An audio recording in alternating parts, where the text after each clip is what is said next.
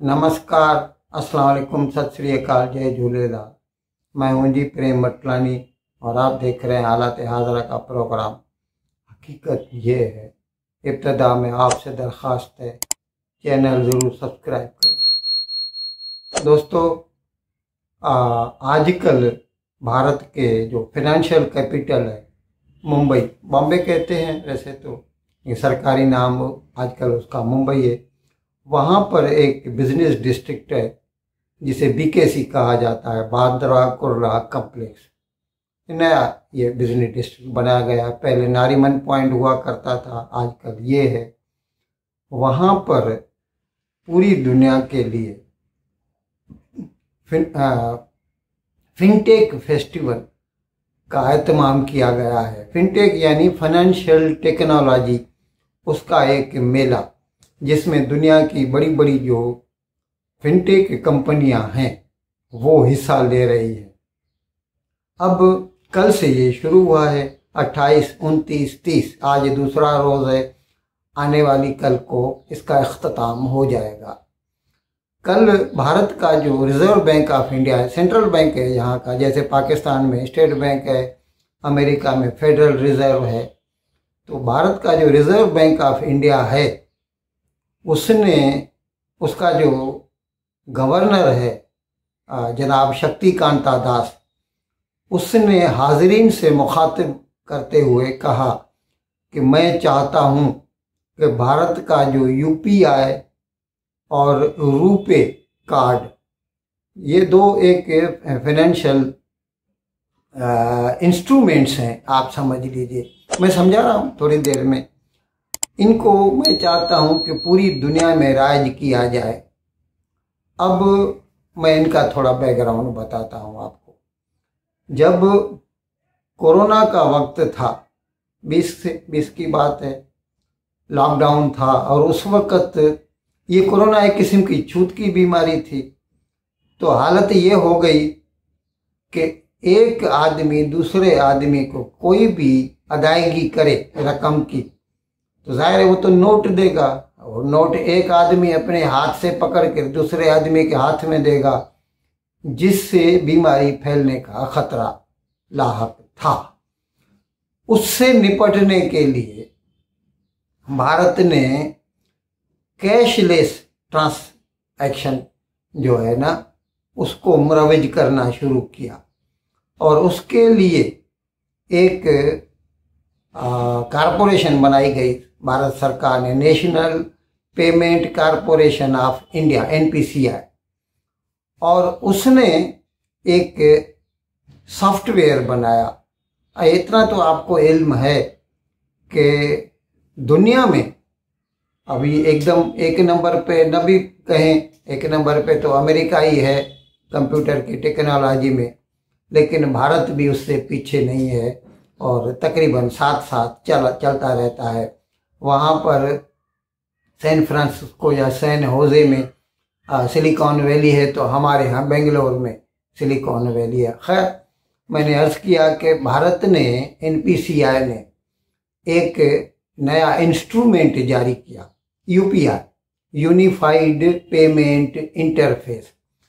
उसमें क्या हुआ कि आपका जो, यानी कोई भी बंदा हो, उसका जो स्मार्टफोन है उसको उसके बैंक अकाउंट से मिला दिया गया, जोड़ दिया गया, मुंसलिक कर दिया गया। उसके बाद जो है, कोई भी बंदा अपने अकाउंट से दूसरे बंदे के अकाउंट में पैसा ये यूपीआई के थ्रू ट्रांसफर कर सकता है, और ये हो रहा है ऑन डेली बेसिस, 24/7, यानी दिन रात हर वक्त ये चालू है। और इसके लिए ज़रूरी नहीं है कि बैंक खुला रहे या बंद रहे, और आप चाहें तो सिर्फ 1 रुपया भी किसी को दे सकते हैं, और चाहें तो 1 लाख भी दे सकते हैं। और सबसे मज़े की बात क्या है इसमें, कि ये टोटली फ्री ऑफ कॉस्ट है। यानी पहले के ज़माने में जैसे डिमांड ड्राफ्ट होता था, टीटी टेलीग्राफिक ट्रांसफ़र होता था, उन जो इंस्ट्रूमेंट थे उसमें बैंक अपना कमीशन लेती थी और खासा कमीशन होता था, उससे वो लोग कमाते थे। लेकिन ये भारत सरकार ने जो इंट्रोड्यूस किया है ना, ये टोटली फ्री ऑफ कॉस्ट है और सबसे छोटी सी छोटी रकम भी, और ये रियल टाइम में ट्रांसफ़र होता है। मुझे याद है मैं कराची में बिजनेस करता था, हम लोग अपने शहर लाड़काना को रकमें भेजा करते थे। उसके लिए फास्टेस्ट पॉसिबल जो सिस्टम था वो था टेलीग्राफिक ट्रांसफ़र, और उसमें जो है एक टेलीग्राम के थ्रू बैंक, एक कराची की बैंक अपनी ब्रांच जो लाड़काना वाली होती थी उसको भेजा करते थे। इसमें भी 3-4 घंटे तो कम से कम लग ही जाते थे और उसके लिए अच्छी खासी कमीशन देनी पड़ती थी। जबकि ये जो सिस्टम है ये टोटली फ्री ऑफ कॉस्ट है and you can yourself do it. Phone उठाइए, कोई भी एप्लीकेशन जो यूपीआई से ताल्लुक रखती है उसको खोलिए, जिसको आपने पैसा भेजना है उसका फ़ोन नंबर पूछिए उससे, या फिर उसका क्यूआर कोड, किसी भी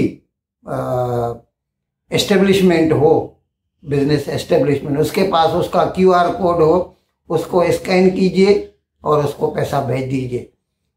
with in split second, 1 second भी नहीं लगेगा, उसके खाते में पैसा चला जाएगा, उसके पास मैसेज आ जाएगा तुम्हारे खाते में इतना पैसा आ गया। तो हालत ये है भारत में कि एक छोटे से छोटा सब्जी वाला, रेड़ी वाला 5 रुपए की सब्जी बेचता है तो लोग उसको बोलते हैं तुमको जीपे करूं। ये अलग अलग एप्लीकेशंस हैं यूपीआई की, जीपे यानी गूगल वालों की है, गूगल पे, फोन पे, ऐसे कई सारी हैं भारत में, भारत पे। उनके थ्रू आप जो है रियल टाइम में आदमी किसी को भी, जिसका भी फोन नंबर से उसका यूपीआई मुंसलिक है तो उसको रियल टाइम में पैसा भेज सकता है, that too free of cost. दूसरा भारत का काम क्या है, भारत ने एक क्रेडिट कार्ड बनाया है, उसका हमने नाम दिया है रूपे, RUPAY। वो भी अच्छा खासा मकबूल हो रहा है। अब कल शक्तिकांता दास जो भारत का रिजर्व बैंक का गवर्नर है, उसने कहा, अच्छा मैं ये आपको बता दूं कि ये जो यूपीआई के थ्रू, मतलब गूगल पे या फोन पे के थ्रू पेमेंट हो रहा है, एक दिन में ऑन एन एवरेज मैं आपको बता रहा हूं जो है 1350 करोड़ ट्रांजैक्शन होती हैं पर डे, और उसकी रकम होती है 66,000 करोड़ की। ये एक दिन का काम है और अभी तो बिस्मिल्लाह हुई है, अभी तो और बढ़ेगा ये। तो कल जनाब शक्तिकांता दास ने कहा कि मैं चाहता हूं कि जो फैसिलिटी भारत वालों को मुयस्सर है पूरी दुनिया को मिले। इसके लिए बायलेटरली तो भारत ने कई मुल्कों से मुआहदे किए हैं, जैसे मुत्तहदा अरब अमारात, दुबई, अबू धाबी, शारजा वगैरह, सिंगापुर, मलाइशिया, उनके साथ रियल टाइम में वहाँ का जो फास्ट ट्रांसफ़र सिस्टम है उनके साथ जोड़ दिया जाता है भारत का यूपीआई, और रियल टाइम में पैसा ट्रांसफ़र हो जाता है। लेकिन मज़े की बात क्या है मैं आपको बताऊं, अब ये तो वहाँ पे फेस्टिवल है, फिनटेक फेस्टिवल है, पूरी दुनिया से लोग आए हुए हैं।